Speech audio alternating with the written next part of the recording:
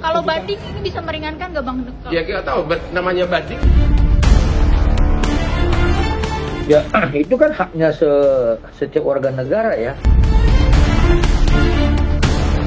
Kalau banding pasti ya.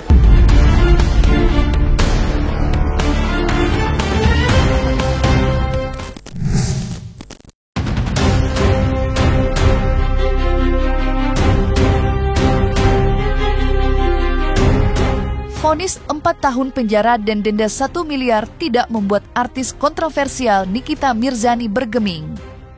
Sebaliknya, artis yang kerap disapa Nikmir itu menolak menyerah begitu saja setelah dinyatakan bersalah oleh Pengadilan Negeri Jakarta Selatan atas kasus pemerasan disertai pencemaran nama baik terhadap seterunya Dr. Reza Gladys.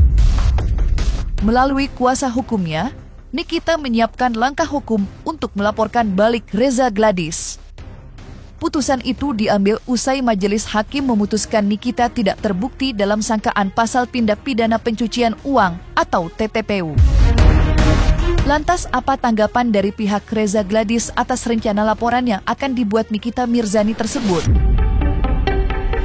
Ya itu kan haknya setiap warga negara ya, yang melaporkan orang lain yang dianggap telah diduga, ya patut diduga melakukan tindak pidana dan kemudian merugikan dirinya. Itu hak setiap warga negara. Tetapi yang menjadi harus dipahami secara bersama-sama bahwa klien kami ini kan pada awalnya tidak pernah melaporkan pasal.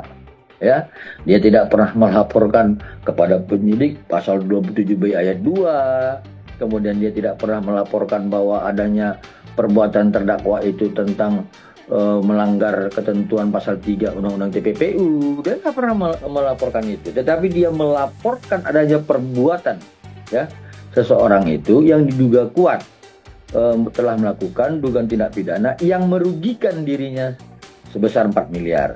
Nah kalau kemudian terhadap misalkan terdakwa Nikita Mirzani ingin melaporkan klien kami karena tidak terpenuhinya atau tidak terbuktinya unsur daripada pasal 3 TPPU, ya kembali seperti saya katakan itu hak dia. Tapi perlu kami sampaikan, ini kan hal yang tidak mungkin menurut kami karena persoalan yang disampaikan oleh dan dilaporkan oleh klien kami sudah diputus dan secara sah meyakinkan terbukti bahwa terdakwa melakukan tindak pidana pengancaman dan pemerasan walaupun belum ingkrah ya. Tapi ini menjadi satu alasan secara hukum bagi klien kami untuk tidak dapat dilaporkan oleh pihak lain. Karena laporan dia ya untuk tahap awal ini tingkat pertama bahwa majelis hakim telah memutuskan adanya tindak pidana ya tentang pemerasan dan dengan pengancaman ya, seperti itu walaupun ini belum ingkrah. Kalau melaporkan semua bisa ya. Jadi selagi yang kita laporkan itu tidak tinggal di planet Mars, tidak tinggal di planet Pluto, ya itu masih bisa ya, apalagi maksudnya masih di Indonesia ya, masih di Indonesia bisa kita laporkan. Tapi kalau kita mau laporkan orang lain di luar negeri juga bisa ya.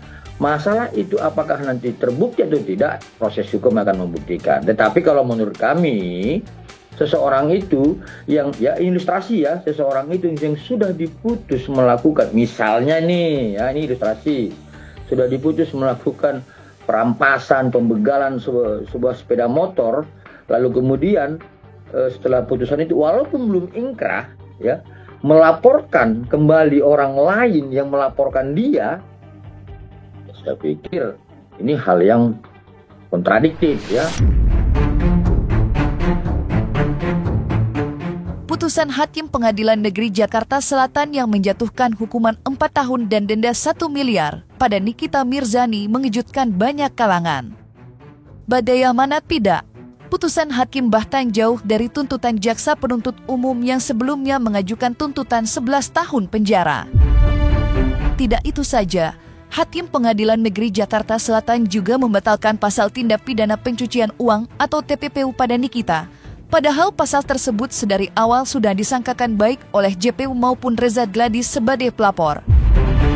Menanggapi putusan hakim yang hanya menjatuhkan hukuman 4 tahun penjara dan denda 1 miliar, bahkan tidak ada 2/3 dari tuntutan jaksa, sejumlah praktisi hukum turut buka suara. Lantas apa kata mereka? Benarkah perseteruan Nikita dan Reza masih akan terus berlanjut? Kalau banding ini bisa meringankan nggak Bang? Ya kita tahu, namanya banding bisa meringankan, bisa memberatkan. Tanya JPU apa dia banding. Kemungkinan karena biasanya kalau vonis hakim di bawah 2/3, SOP dari kejaksaan itu harus banding. Walaupun menurut hemat saya, ada salah satu pasal yang seharusnya tidak disematkan kepada yang bersangkutan. Karena ini kan sengketa antar personal. Kalaupun ini ada pemerasan, itu kan pemerasan tentang masalah produk yang dikeluarkan oleh Reza tentang skincare. Ya makanya itu dikenakan dia 369 ayat 1 Yunto 55. Nah saya kaget juga di pasal 3 TPPU, tapi saya diam aja, saya nggak mau banyak komentar. Saya kan diam, nggak kasih komentar tuh kan selama ini. Nah, kemudian kalau dikenakan pun Undang-Undang ITE pasal 27B dan 45 itu ya sah-sah saja karena memang dia speak ya. Jadi membuat ujaran kebencian.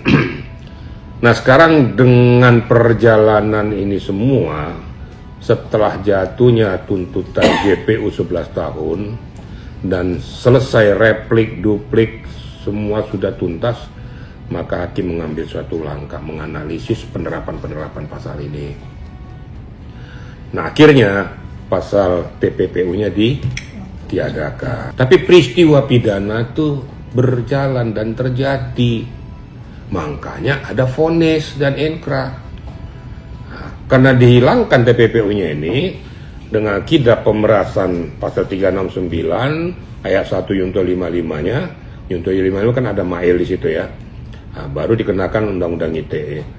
Saya rasa suatu hal yang lumrah dan manusiawi kalau hakim mengambil suatu keputusan vonis hukumannya 4 tahun. Kalau menurut pendapat saya pribadi, ketika jaksa mengamini bahwa memang ada TPPU di situ dan hakim berpendapat lain, ini menarik.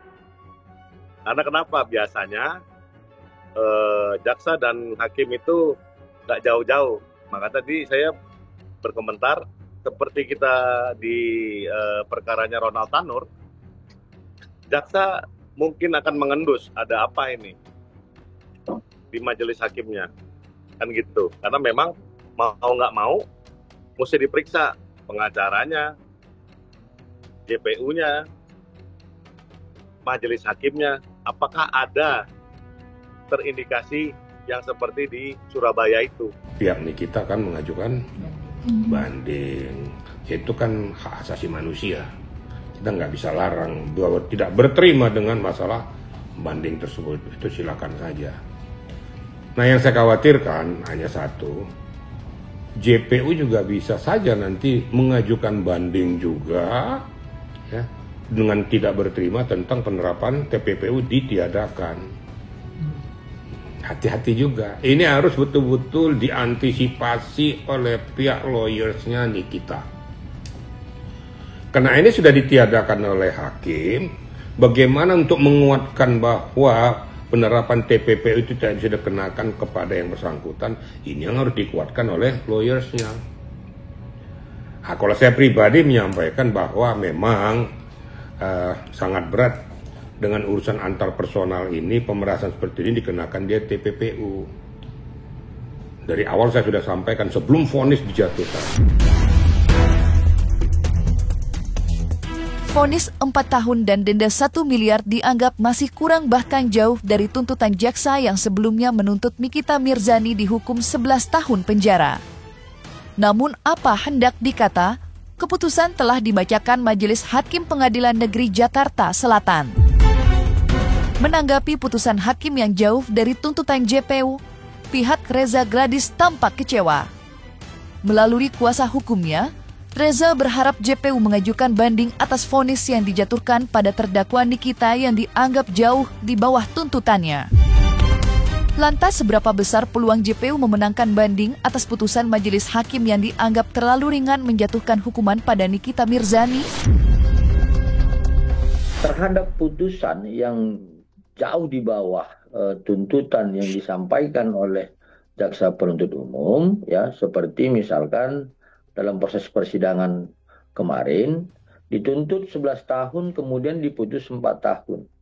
seperti biasa bahwa hal ini akan mewajibkan bagi jaksa penuntut umum untuk melakukan banding terhadap putusan majelis hakim tersebut, ya, dengan beberapa pertimbangan. Salah satunya tentang soal salah atau benarnya majelis hakim dalam membuat penerapan hukum terhadap putusan tersebut. Kemudian terhadap soal keadilan, ya, ini soal keadilan yang dirasakan oleh jaksa penuntut umum terhadap si pelapor khususnya. Karena jaksa penuntut umum ini kan pengacara negara yang mewakili pelapor dalam proses peradilan dan untuk menuntut terdakwa bersalah sesuai dengan apa yang disampaikannya secara objektif di tuntutannya. Jadi kalau dengan putusan 4 tahun dan tuntutan 11 tahun, ya saya melihat di sini pasti lebih kepada soal bahwa penuntut umum merasa harus ada keadilan terhadap si korban. Soal penerapan hukum salah atau benarnya itu nanti urusan dari penuntut umum bagaimana membuat memori bandingnya. Nikita Mirzani juga tidak tinggal diam atas vonis 4 tahun dan denda 1 miliar yang diterimanya. Dengan tegas artis kontroversial itu akan mengajukan banding. Putusan Nikita yang menginginkan banding mendapat dukungan luas dari keluarga dan pendukungnya. Jika nantinya Nikita benar-benar mengajukan banding, maka perseteruan panjang antara Nikita dengan Reza dipastikan belum berakhir. Lantas apa kata pihak Nikita mengenai rencana banding yang akan ditempuhnya? Kalau banding pasti ya. Artinya terima nggak dengan keputusan 4 tahun dan denda 1 M tersebut, Kak? Nggak terima lah. Tapi ya udah, mau gimana lagi?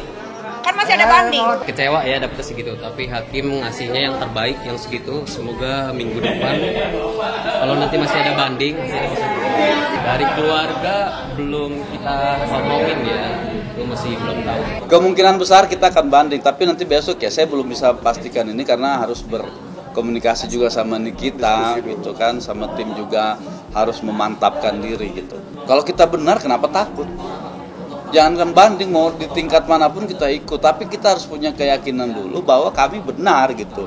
Jadi kalau kita merasa ada ketakutan nanti dinaikkan segala macam, berarti kita sendiri tidak yakin dengan kebenaran yang kita bawa begitu. Dari kami dengan tetap menghormati dan menghargai putusan dari majelis hakim yang mengadili perkara dari Nikita Mirzani ini, tentu dari tim penasihat hukum mempunyai penilaian bahwa terhadap putusan dan pertimbangan majelis hakim ini belum sepenuhnya mempertimbangkan seluruh keterangan-keterangan saksi, ahli maupun bukti-bukti, alat bukti lainnya yang ada di persidangan. Sehingga menurut kami ya, putusan majelis hakim ini adalah putusan yang masih jauh dari fakta-fakta persidangan. Ada tempatnya nanti untuk mengkoreksi itu.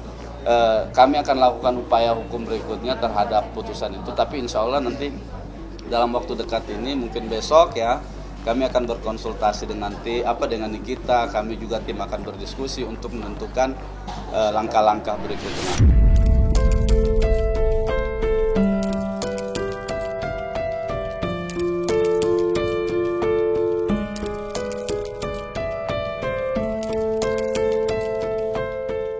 Nah, selesai sudah, Cumi Lovers. Jangan lupa untuk like, subscribe, dan juga share channel YouTube Cumi Cumi.